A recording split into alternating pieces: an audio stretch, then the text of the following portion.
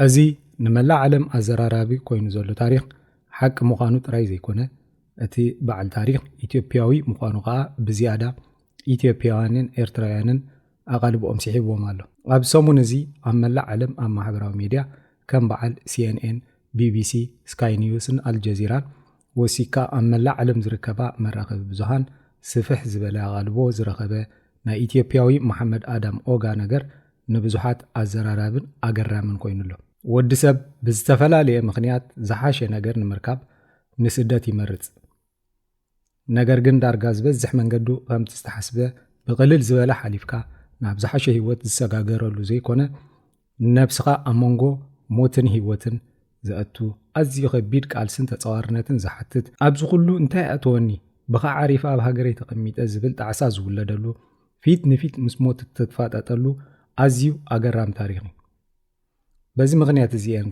كم بعد CNN الجزيرة BBC زعمسلا أزين عبيت مراقب بزهان كابزي ناي سدت قعزو تاريخ نامرتا نامل العالم زقربو أزلوها نايلومي بروغرام ناي إثيوبياوي محمد آدم أوغا مزراربي أرس قوينلو نزي أقرام تاريخ قل سباد دما تأمري النابلو زدنا نقولو نتفليكس نزي تاريخ زي بملكة فيلم كسرح يحاتولو له كساب ناي سب سقا مبلع زبطحن ناي محمد آدم أوغا أقرام تاريخ زجمرو مس هيوت أبز قبرو قالسي كساب سقا سب كبلع أقديداتو محمد آدم أوغا ويدما بيتسابو زوتولو وي كم تنسو وعلو ززاربو تخكلن ياشمو محمد عثمان أبراهام كاب ليبيا زتبقسلو علت بأقوطاتر أوروبا بعلت حادة ورحشة مونتا كلتشان أسرت شعتن يزنبرن ليبيا نقبتح عزي بزح فتناتات زحالف كواتخونه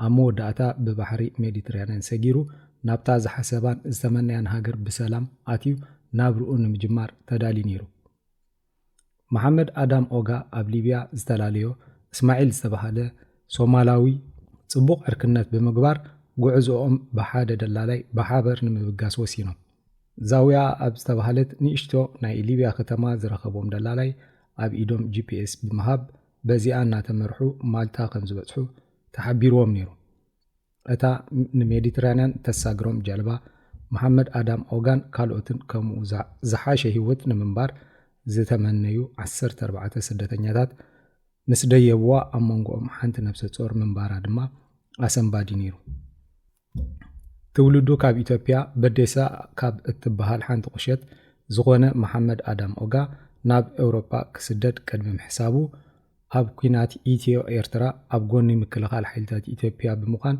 أقل جيلو نيرو أب تأوانتي كم تسالعيت وي وراري تجيرا زتحسبت إيرترا أب استفلالي عودو قاعد تساتيفو نيرو دحيرو جن أفموزو ناب إثيوبيا تأويو مستوم أب إيرترا زعلمو زنبرو أبالات أونق تتنبره ناب أونق تتنبيرو أب إيرترا نزتو سنة جزيب نصنح هاديمو نسودان بمئتاو نابرو أب سودان ها إلو جمرة بدحر زيجن أب جرمن بزنبرو فتوتو بزي سمعو ناي تسفى هيوت كاسينو قد كساي كالن سلازي أوروبا ويموت بمبال ناب أوروبا نمبقاس تدالوا كاب سودان نليبيا مستبقسه بزوح شجرن مكاران حليفو ليبيا بسلام أتوا أب ليبيا نقرب أوان سريحو جنزب بموهلال ناب أوروبا كأتو يبقس كابزا ساعات زياء كمتي أقدمة زنقركم بتاز تبهابتهم حانتي GPSن حانتي نشتو جالبان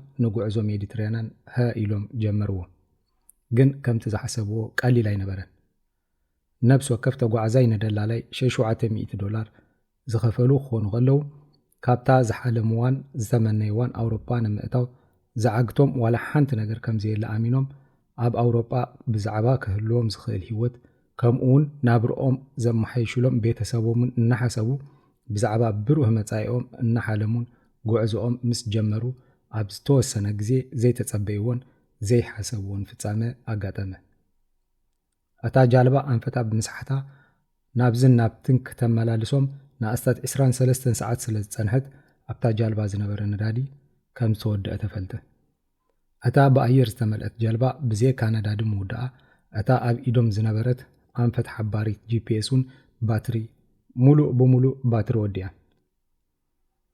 ነቲ ዝነበረ ፀሓይ ክፃወር ዘይከኣለ ኣካላቶም ብተወሳኺ እቲ ኣብ ኢዶም ሒዞሞ ዝነበሩ መግቢ ምውድኡ ስዒቡ ሰውነቶም እናተዳኸመ ኸይዱ ቀስ ብቐስ ድማ ዝስተ ማይ እናወድኡ ኸይዱ።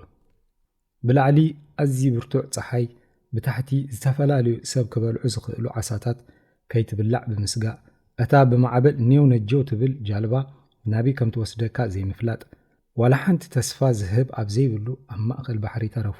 ንላዕሊ እንተረኣኻ ሰማይ ንቕድሚትን ድሕሪትን ተረኣኻ ጫፉ ዘይርአ ባሕሪ እዩ። እታ ብምሉእ ተስፋን ሓጎስን ዝተበገሰት ጃልባ ብቕፅበት ናብ ብኽያትን ኣውያትን ዳስ ሓዘን ተቐየረት። እታ መንጎኦም ዝነበረት ነብሰ ጾር ወሲካ እንታይ ነይርዎ ዓሪፋ ካብ ሃገረይ ተዘይወፅእ ዘስምዕ ኣውያትን ብኽያትን ኮነ። ነገር ግን ሓደ ተስፋ ነይርዎም። በቲ ከባቢ ዝሓልፋ ዝነበራ መራኽብ ክሪኡ ብምኽኣሎም በብቋንቋም ዓዊሎም ሓገዝ ንምርካብ ክጣርዑ ጀመሩ። ኮይኑ ግን እናረኣይዎም ከም ዘይረኣይዎም ኮይኖም ይሓልፉ ነይሮም እምበር ሓደ እኳ ካብቶም ዝሓልፉ ዝነበሩ መራኽብ ክሕግዞም ዝፈተነ ኣይነበረን። ሄሊኮፕተራት እውን ትሕት ኢለን ብልዕሊኦም ክሓልፋ ከለዋ ድምፆም ዓዋቢሎም ረድኤት ይሓቱ እኳ ተነበሩ ማንም ግን ክረድኦም ዝኸኣለ ኣይነበረን። ብዕለት ሓደ ወርሒ 8 ጉዕዞኣ ዝጀመረት ጃልባ ኣሚኖም ዝተሳፈሩ ስደተኛታት ሒዛቶም ብሰንኪ ዘጋጠሞም ፀገም ኣብ ማእከል ባሕሪ ብዝነበረ ንፋስ ምኽንያት ኔው ነጀው እናበለቶም መዓልታት ብመዓልታት እናተተኩ 5 ለይትን መዓልትን ኣሕለፉ። ኣብዚ ግዜ እዚ ዝብላዕ መግቢ ኾነ እቲ ብዝነበረ ሃሩር ምኽንያት ዝደረቐ ጎረሮኦም ዘተርክሰሎም ንጣብ ማይ ብዘይምንባሩ ስቃዮም እናበርትዐ ኸደ። ኣብታ ጃልባ ካብ ዝነበሩ ዝተወሰኑ ስደተኛታት ነቲ ዝወረዶም ጽምኢ ማይ ክጻወርዎ ብዘይምኽኣሎም ገሊኦም ካብ ናይ ባሕሪ ማይ ገሊኦም ድማ ሽንቶም ክሰትዩ ጀመሩ። ናይ ባሕሪ ማይ ከም ትፈልጥዎ ኣዝዩ ጨዋም ስለ ዝኾነ ካብቶም ዝሰተዩ 2 ሰባት ሽዑ ክሞቱ ከለዉ መዓልታት ብመዓልታት እናወሰኹ ክኸዱ ከለዉ ናይ ዝሞቱ ሰባት ብዝሒ እናወሰኸ ኸደ። ኣብ መንጎዚ ገሊኦም ይጽልዩ፣ ይራገሙ፣ የንጸርጽሩ፣ ንኣምላኾም የማርሩ። ምስዞም ስደተኛታት ዝነበረ መሐመድ ኣዳም ኦጋ እቶም ምስኡ ዝነበሩ ሰባት ማይ ባሕሪ ሰትዮም ክሞቱ ከለዉ ቅድሚ ምርኣዩ ኣብ ኤርትራ ኣብ ዝነበረሉ እዋን ካብ ሻዕብያ ማይ ባሕሪ ከም ዘይስተ ተማሂሩ ስለ ዝነበረ ትንፋሱ ባዕላ ክሳብ ተሓልፍ ንምቅላስ ወሲኑ ጥሜት ግዜ ወሲዱ ቅድሚ ምቕታሉ ኣብ መንጎ ኣዝዩ ከቢድ ዝኾነ ስቅያት ኣለዎ። ኣብ ልዕሊ እዚ ሃሩርን ጽምኢ ማይን ተስፋ ምቑራጽ ተደማሚሮም ጥሜት ባዕሉ ክሳብ ዝቐትሎም ዘይተጸበዩ ካብታ ጃልባ ዘዘሊሎም ናብ ባሕሪ ብምእታው ህይወቶም ቀልጢፋ ክትሓልፍ ሓጊዞማ። ኣዝዩ ከቢድ ነይሩ። ዝኾነ ዓይነት ቃላት ነቲ ሕማምን ቃንዛን ክገልጾ ዘይክእል ከቢድ ናይ ህይወት ቃልሲ። ስቅያቱን መከሩን ከምዚ እዩ ወይ ከዓ ክንዲዚ እዩ ወይ እዚ ይገልጾ ኢልካ ብኣብነት መሃብ ኣይከኣልን። ከምዚ ዝኣመሰለ ንምግላጽ ዘጸግም ስቅያትን ቃንዛን ዝመልኣ ናብ ኣውሮጳ ከተብፅሖም ተዳልያ ዝነበረት ጃልባ ኣብ ልዕሊኣ ዝነበሩ ንኩሎም ሓደ ብሓደ ኣራጊፋ ሕጂ ኣብ መንጎ ሞትን ህይወትን ዘለዉ 3 ሰባት ምስ ተረፉ መበል 11 መዓልቶም ነይሩ። ሓደ ብሓደ ኩሎም ተወዲኦም እዮም። መግቢ ይኹን ማይ የለን። ዝነበሮም ተስፋ ንባዕሉ ተጸንቂቕዎም እዩ። ኣብዛ ሰዓት እዚኣ መሐመድ ኣዳም ኦጋ ነቲ ምስኡ ዝተበገሰ ሶማላዊ ዓርኩ ሓደ ነገር ኣማኸሮ። ብህይወት ክንተርፍ ተኾይና ነዚ ሬሳ ክንበልዖ ይግባእ እዩ በሎ። ምናልባት ሓደ ነገር መጺኡ ክረዳእና ይኽእል እዩ። ስለዚ ኣብ ኢድና ዘሎ ነገር ተጠቂምና ህይወትና ክንትርፍ ንኽእል ኢና። ኣላህ ንኽረዳእና ንሕና ክንተሓባበር ይግባእ። የእዳውና ኣጣሚርና ኮፍ ካብ መባል ኣብ ኢድና ዘሎ ነገር ተጠቂምና ህይወትና ከነናውሕ ይግባኣና ብምባል ከረድኦም ጀመረ። ኣብታ ጃልባ ዝነበሩ 3 ሰባት በዚ ሓሳብ ተሰማምዑ። ኣብታ ጃልባ ምስኦም ዝነበረ ሬሳ በልዕዎ። ነገር ግን ዋላ እኳ ነቲ ሬሳ እንተበልዑ እቶም 2 ሰባት ካብ ሞት ክተርፉ ኣይከኣሉን። ኣብታ ዝቐጸለት መዓልቲ ወጋሕታ ከም ዝሞቱ ምስ ፈለጠ ናቱ ዕጫውን ካብቲ ናቶም ከም ዘይፍለ ተስፋ ከም ዘይብሉ ዝሓሰበ መሐመድ ኣዳም ኦጋ ኣብ ሓንቲ ጃልባ በይኑ ተረፈ። ንፈጣሪየ ክሳብ ዝመውት እናተቃለስኩ ኢደይ ከይሃብኩ ክጽበየ ከም ዝበሎ ምስ ሞት ፊት ንፊት ተፋጢጡ ነዛ ዓለምና ክሰናበታ ናይ ደቓይቅ ግዜ ምስ ተረፈዩ ነይሩ ናይ ሄሊኮፕተር ድምፂ ዝሰምዐ። ኣጋምሸት ዝመጻቶ ሄሊኮፕተር ነዚ በይኑ ኣብ ሓደ ጃልባ ኣብ ማእከል ባሕሪ ዝርከብ ሰብ ንምድሓን ገመድ ካብታ ሄሊኮፕተር ንታሕቲ ሰንደውሉ ካብታ ጀልባ ናብታ ሄሊኮፕተር ምሳደየዎ ኣብ መንጎ ሞትን ህይወትን ናይ ምትራፍ ዕድሉ ፀቢቡ ኣብ ሰውነቱ ዝነበረ ፈሳሲ ዳርጋ ሙሉእ ብሙሉእ ፀንቂቑ ተወዲኡ ዶክተራት ምስ ረኣይዎ ኣይተርፍን ኢሎም ደምዲሞም ነይሮም። ነገር ግን ተኣምር ብዝመስል ህይወት ተሪፉ እዚ ኢትዮጵያዊ መሐመድ ኣዳም ኦጋ ን11 መዓልታት ብዘይ መግብን ማይን ክሕልፍ ስለ ዝኸኣለ ኣብ ማእከል ባሕሪ እትርከብ ደሴት ማልታ ካብ ሆስፒታል ሓዊዩ ብሰላም ወፀ።